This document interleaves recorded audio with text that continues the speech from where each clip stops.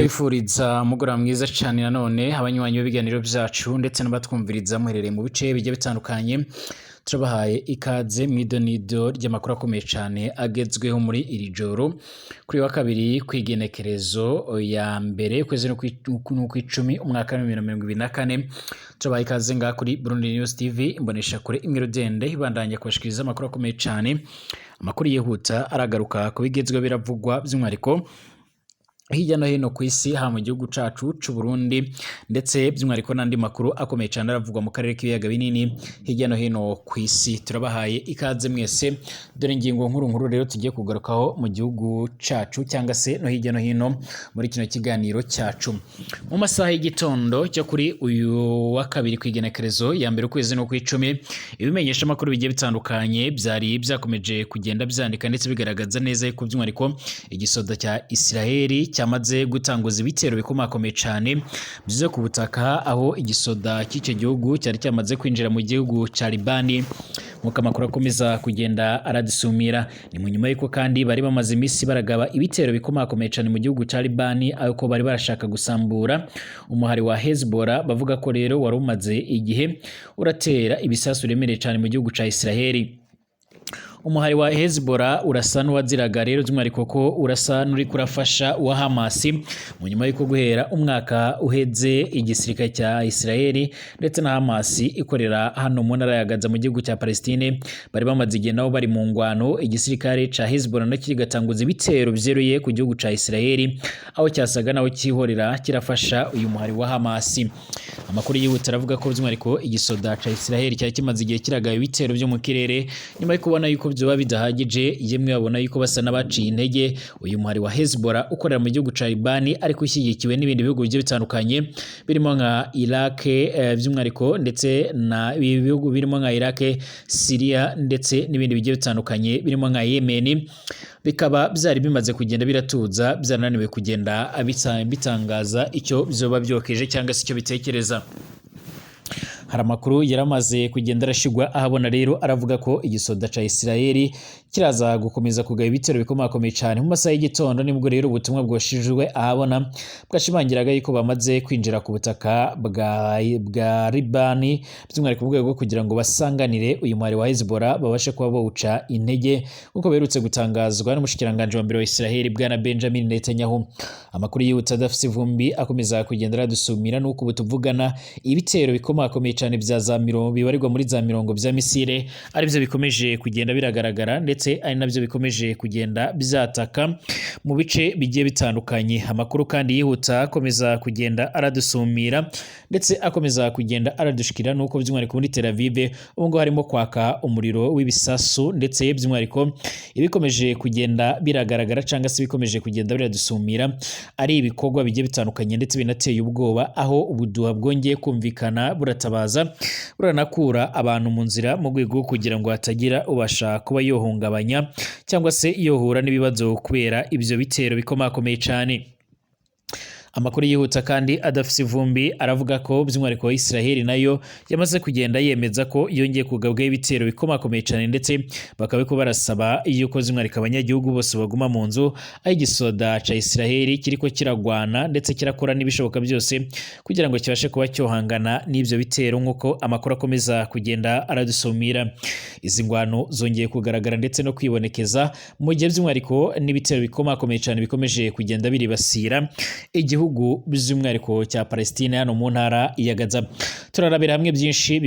bikomeje kugenda biravugwa muri uno mwanya kuri izo update, ariko kandi turaza no kurabira hamwe andi makuru akomeye cyane akomeje kugenda aravugwa hirya no hino mu isi. Turagaruka muri Repubulika Iharanira Intwaro Rusange ya Kongo by'umwihariko aho umwari wa M23 waje kugenda ugira ibyo utangaza ku bigendanye n'amakuru bakomeje kugenda barashinzwa na Madame Bitu Kainta, umurongozi mukuru w'ubutumwa bwa MONUSCO muri Kongo, aho yabashinjije gusarura akavagari k'amahera by'umwihariko abarirwa mu madolari by'umwihariko ya Leta Zunze Ubumwe za Amerika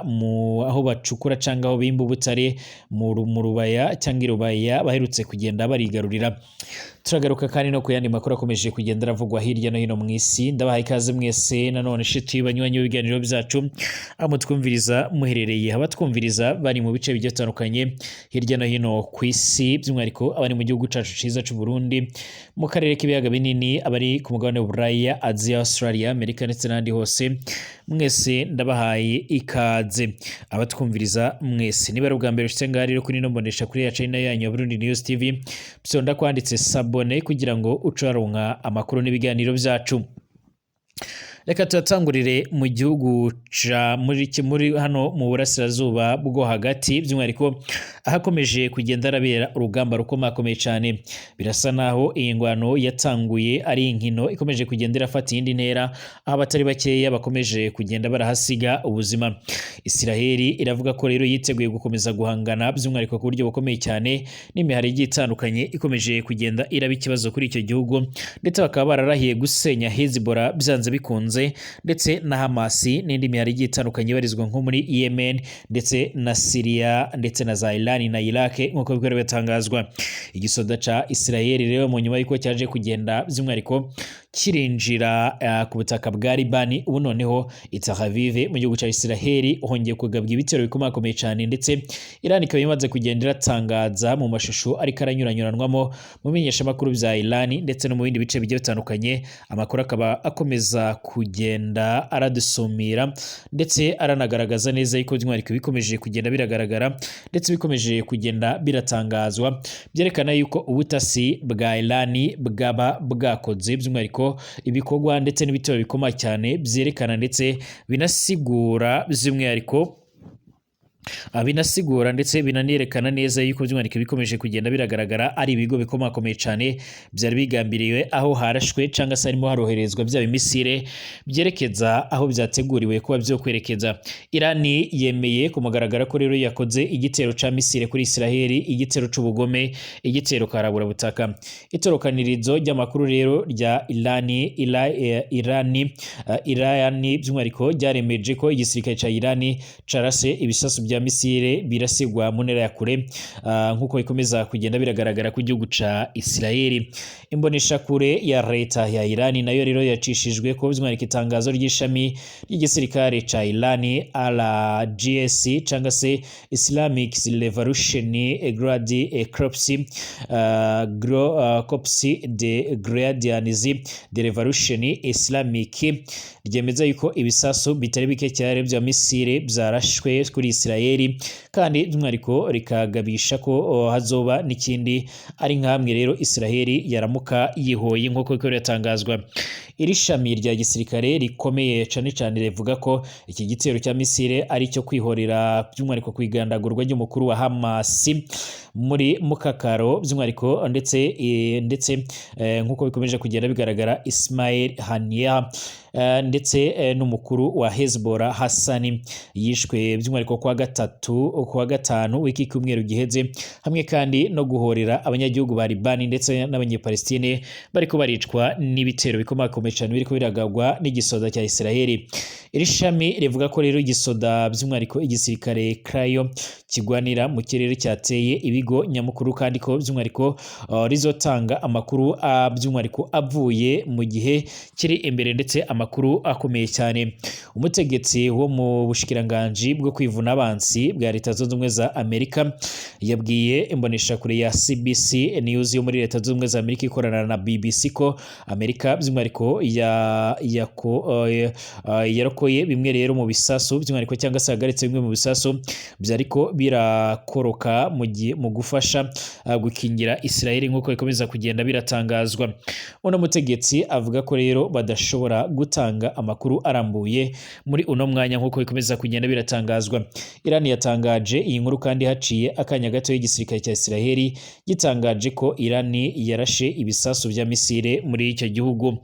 Muri iki gihugu cyose rero ca Isiraheli harasamirana inzamba zo kugabisha. Igisirikare cya Isiraheli kandi gitera akamo abanyagihugu kuguma bagabye kandi by'umwihariko bagakurikiza neza amabwiriza uko bayahawe nk'uko biko yatangazwa. Kivuga kiti wumvise inzamba by'umwihariko yo kugabisha utegerezwa by'umwihariko guca winjira mu kibanza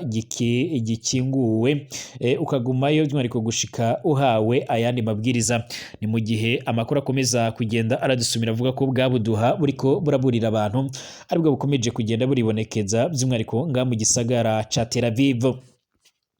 Inzego za Israeli kandi zijejwe ubutabazi ziratangaza ko gushika ubu ngubu atamakuru y'aboba bakomeretse cane muri iki gitero cya misile ca Irani yari yoshigwa ahagaragara. Umuvugizi w'ishirahamwe by'umwihariko Madiga David Adom avuga ko abahinga ndetse n'abaganga baryo barungitswe mu bikorwa byo kuraba ko rero hari aboba bokomeretse mu bibanza bitari bike cyane bivugwamo ivyo bitero vya Irani kuri Israeli. Gushika ubu ngubu rero ariko nta makuru y'abo bokomeretse cane muri ibi bisaso bihejeje kuraswa kuri Israeli keretse babiri bakomeretse buke buke mu karere ka Tel Aviv hamwe n'abandi nawe nyine bakomeretse buke buke mu gihugu cose mu gihe bariko rero bajya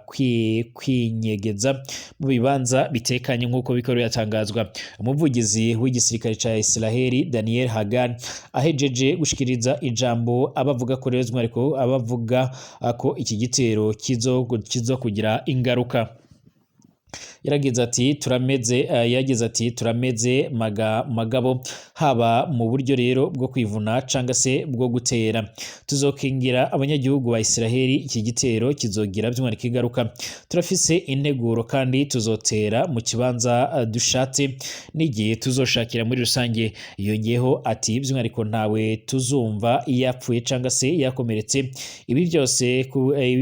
ku by'inyifato yanyu nziza. Yarabwiye abanyagihugu ko bashobora kuva aho banyegeye mu bibanza bitekanye nk'uko biko biratangazwa. Muri uno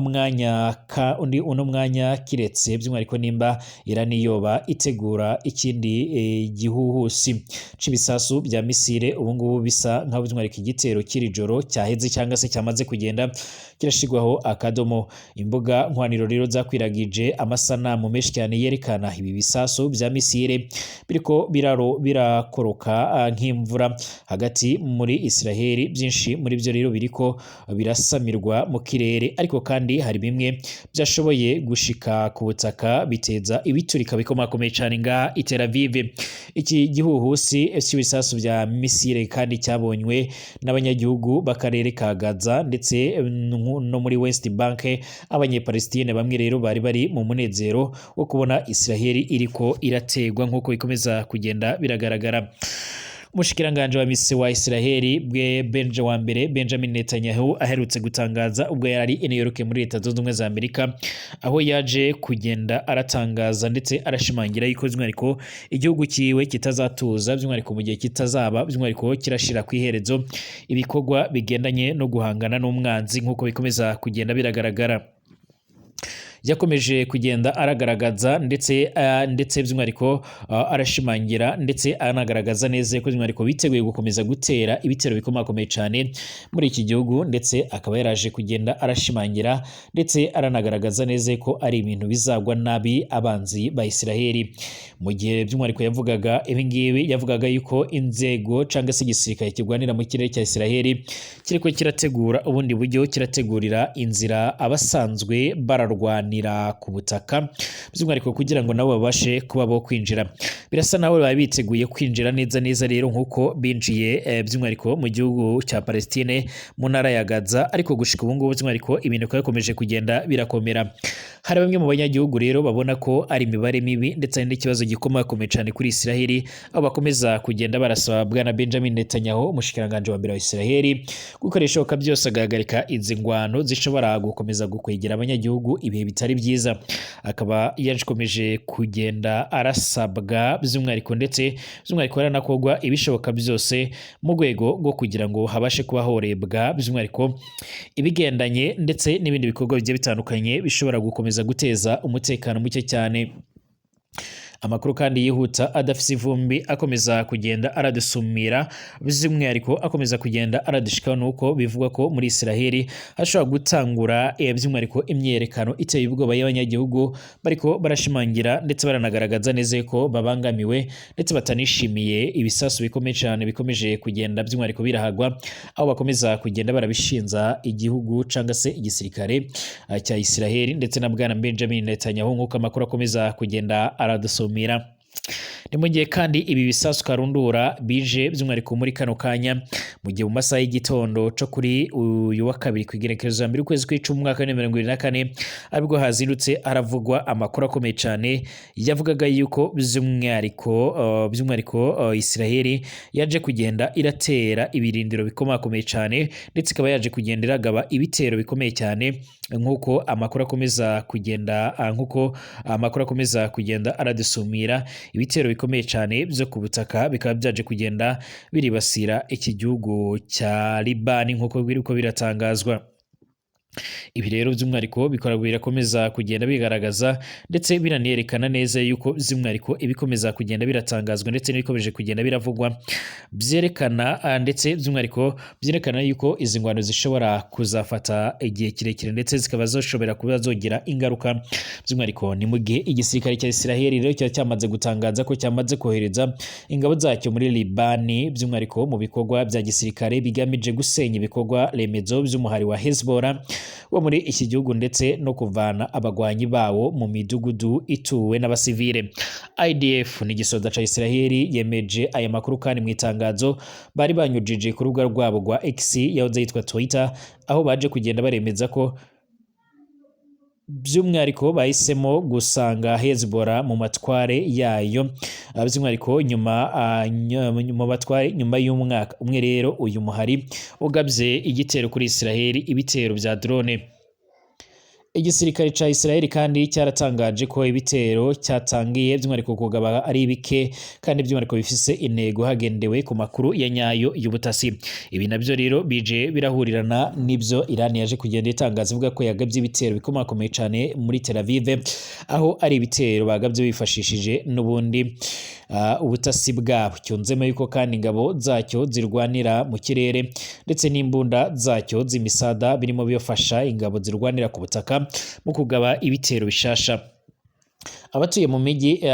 mujyi wa Aita al-Shaba wo mu majyepfo ya Libani batangaje ko babonye rero Israel kirarasa ibibombe biremereye cyane ndetse bavuga ko urusaku rwa za kajugujugu ndetse na za drone z'intambara rwari rwinshi muri ibyo bice. Israel yaratangaye kugaba ibitero byo ku butaka kuri Hezbollah mu gihe kuwa mbere igisirikare cyayo cyatangaje ko kivuganye by'umwihariko bamwe mu bayobozi bagiye batandukanye mu ishami ry'imitwe igitandukanye haba muri Palestine ndetse no n'abasanzwe barakorera muri Hezbollah. Usibye Hezbollah, Israel kandi iri no kurasa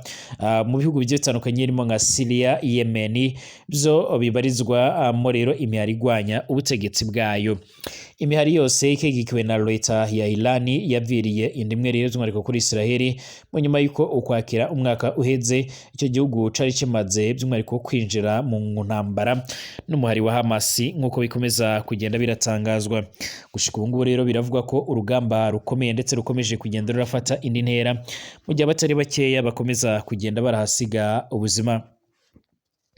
Ibihugu bigiye bitandukanye rero by'umwihariko birakomeza kugenda biratabaza ndetse by'umwihariko biranavuga ko ari ingenzi yuko iyi ngwano yohagarara ndetse hakitabazwa ibigendanye n'ibiganiro by'amahoro kugira ngo here gukomeza by'umwihariko gupfira abatari bakeya ndetse here gukomeza kugenda harapfa abantu benshi cyane. Hari bamwe kandi batarya umunwa mu kugaragaza yuko by'umwihariko ibihugu birimo nka Leta Zunze Ubumwe za Amerika bikomeje kugenda biragaragaza ndetse biranashyira ukuboko gukomeye cyane muri iyi ngwano ndetse bikaba biragaragaza ko bikomeje kugenda birafasha ibyo bihugu. Amakuru yihuta kandi adafite ivumbi arakomeza kugenda aravuga ko n'ubundi no muri ibi bitero bikomeje kugenda biragaragara Leta Zunze Ubumwe za Amerika nk'uko byagaragaye mu butumwa cyangwa se mu makuru bahaye CBS News bavuze ko by'umwihariko bariko barafasha Israel mu gupfubya cyangwa se mu kuzimya ibitero bimwe na bimwe bya za misile mu rwego kugira ngo bitaza kwitimbura cyangwa se ku butaka bikagira icyo byangiza. Hari ibihugu bimwe na bimwe rero byamaze kugenda birashimangira ndetse bigaragaza ko biratewe impungenge n'ibikorwa bimwe na bimwe, ariko kandi bakaba bariko baratangaza ndetse baranagaragaza ko batewe by'umwihariko impungenge n'ibyo bikorwa, bakaba baje kugenda barashimangira ndetse baranagaragaza neza yuko by'umwihariko biteguye kubwira abanyagihugu